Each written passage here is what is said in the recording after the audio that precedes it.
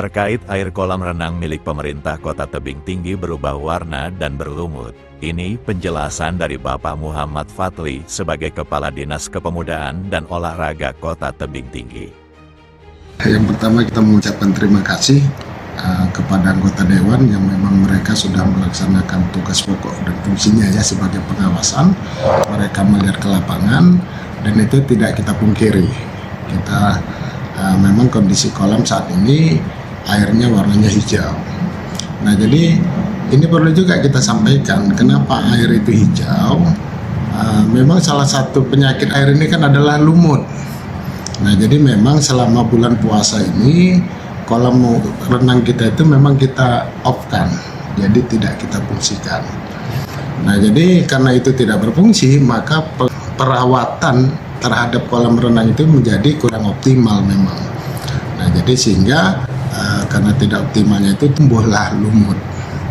Nah jadi ini insya Allah nanti ketika itu akan kita fungsikan kembali, ini pasti akan kita buat sebaik mungkin supaya itu representatif untuk digunakan oleh masyarakat. Nah jadi itu yang pertama perlu kami sampaikan.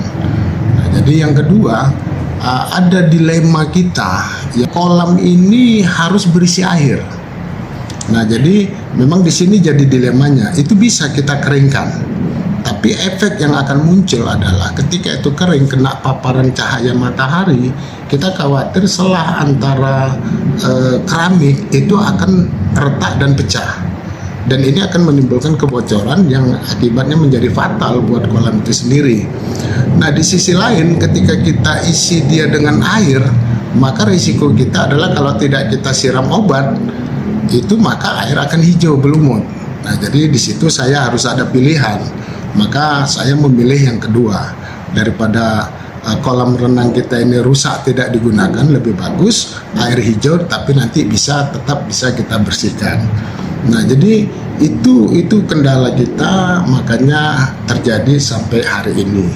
Nah itu mungkin yang bisa kita jelaskan terkait dengan kondisi kolam renang kita yang airnya warnanya hijau. Tapi kita janji insya Allah ketika nanti akan digunakan itu pasti air itu akan kita buat sebaik mungkin, serepresentatif mungkin. Karena memang selama ini pun sebelum digunakan itu kita cek air itu kelayakannya, karena kita punya alat untuk melihat kelayakan air itu, yaitu pH-nya, keasamannya, kemudian kadar kaporitnya layak atau enggak digunakan. Nah, baru setelah itu kita kasih difungsikan oleh masyarakat. Jadi nggak sembarangan air itu kita buka kolam langsung orang mandi, nggak juga seperti itu. Nanti setelah dioperasikan ya kita tetap berharap bahwa seperti keinginan dari Pak Wali Kota kita, bahwa kolam renang itu menjadi sumber pusat pariwisata baru di Kota Tebing Tinggi. Jadi sehingga masyarakat Kota Tebing Tinggi itu bisa menikmati sarana wisata berupa kolam renang dengan harga yang relatif sangat murah, yang sangat terjangkau, dan juga tempat yang representatif. Nah, jadi kita kepingin harapan dari Pak Wali itu kita sukseskan, dan kita berharap semua kita ini ayolah sama-sama kita sukseskan program ini, karena memang di sana juga ada UMKM. Nah jadi memang cukup apa sekali ya kolam renang kita ini, karena selain sebagai pusat hiburan, dia juga di sana itu bagaimana kuliner itu, ekonomi kreatif itu bisa terus berkembang. Nah, jadi ini kita salut, kita apresiasi Bapak Wali Kota kita. Kedepannya beliau juga kepingin bahwa di situ dibuat juga kolam air panas. Nah, sehingga jadi tempat untuk kesehatan ya. Jadi sehingga kita yang mungkin sudah punya penyakit simpanan, yang apalagi di usia yang sudah mulai menua, itu bisa nanti menjadi kolam air panas itu kan sebagai terapi jadinya. Nah ini harapan yang luar biasa kita lihat cukup bagus, dan ini kita berharap semua masyarakat bisa mensupport ini. Jadi satu lagi nih Pak Kadis, kebetulan semalam hasil dari monitoring daripada Pak Dewan, di situ kan ada juga ditemukan mereka keramik di atas kolam itu kan ada sebagian di beberapa titik pecah. Menurut Pak Kadis gimana? Nah, jadi sama pernah juga ini kita sampaikan bahwa ini kan masih dalam masa perawatan. Nah, jadi apapun yang terjadi dengan kondisi kolam itu tetap akan kita laporkan kepada PPK dan PPTK-nya supaya tetap itu dirawat. Nah, jadi itu yang perlu kami sampaikan sehingga semua kita bertanggung jawab terhadap keberadaan kolam renang kita ini juga. Nah, dan di sini juga kami sampaikan memang ada sedikit kesulitan kita. Apa itu? Terlalu banyak kemarin itu pengunjungnya yang datang. Jadi mungkin euforia masyarakat Kota Tebing Tinggi ketika itu pertama dibuka. Nah, jadi puncaknya ini sampai pernah 2.400 lebih pengunjungnya satu hari. Banyak ketidakpercayaan orang apa mungkin 2.400. Kita selalu mengatakan itu mungkin. Kenapa? Karena kan tidak dari pagi sampai sore orangnya itu saja. Nah, jadi kan itu kan sirkulasi berganti terus.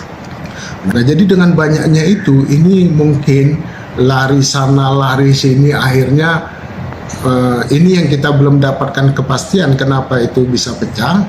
Tapi kita tetap positive thinking saja, itu kenyataan dan itu kita laporkan kepada pelaksana kegiatan dari PUPR. Untuk cara pembersihan air kolam nanti gimana kira-kira itu Pak Kadis? Iya, jadi di sini perlu kami sampaikan juga ada mungkin sedikit kekhawatiran dari masyarakat. Ada kita dengar juga bagaimana dengan kebersihan air kolam ini. Nah, kita juga sudah jelaskan sampaikan bahwa kita cukup representatif terhadap dan itu cukup kita rewel ya terhadap untuk kebersihan air itu. Yang pertama kita pastikan bahwa pembersihan air itu kita lakukan secara kimiawi. Kimiawi ini kita memberikan obat-obat yang memang untuk mematikan lumut dan juga bakteri yang ada di situ berupa kaporit, ada PAC dan juga unsur-unsur yang lain. Nah, itu secara kimiawinya. Baru kemudian kita juga pembersihan itu secara mekanik. Artinya apa? Air itu akan kita sedot dimasukkan ke filter. Terjadi filterisasi, pembersihan air di sana. Air kotor itu dibuang, air bersih akan kembali dimasukkan ke dalam kolam. Nah, yang ketiga kita juga melakukan pembersihan itu secara manual. Nah, setelah sore hari itu digunakan masyarakat, itu langsung kita sabur obat-obat kaporit dan segala macam yang dibutuhkan di situ. Kita biarkan mengendap satu malam, paginya itu kita vakum dari bawah. Sehingga kotoran-kotoran itu semua kita bersihkan kotoran-kotoran itu secara manual. Nah, baru yang terakhir itu pergantian air terus kita lakukan secara silih berganti. Jadi artinya setelah difilter di mesin filter, maka secara manual kita isi lagi dari atas. Jadi sehingga air itu terus bersirkulasi. Dan jadi di sini perlu kami sampaikan bahwa itu pembersihannya kita 4 kali sebenarnya. Nah, jadi yang terakhir setelah itu dibersihkan semua, maka layak tidaknya itu kita gunakan itu ada kita tes alatnya. Kondisi air itu dengan menggunakan alat itu tadi yang saya katakan ada pH-nya, kadar kaporitnya, layak enggak untuk digunakan oleh masyarakat. Itu mungkin yang perlu kami sampaikan supaya masyarakat ini tidak khawatir lagi terhadap kebersihan dari air dari kolam renang kita tersebut. Nah, jadi karena secara mekanik tadi saya katakan setelah dibersihkan di mesin filter itu kita backwash. Backwash itu mengeluarkan air kotor tadi. Nah, dan itu rutin terus 2 jam sekali itu kita lakukan backwash. Nah, jadi air dari kolam dimasuk ke mesin, dicuci di mesin, dibuang. Nah, dari kimiawi kita kasih obat, kemudian secara manual kita sedot, kemudian secara apalagi air itu terus silih berganti. Itu yang perlu kami sampaikan. Oke.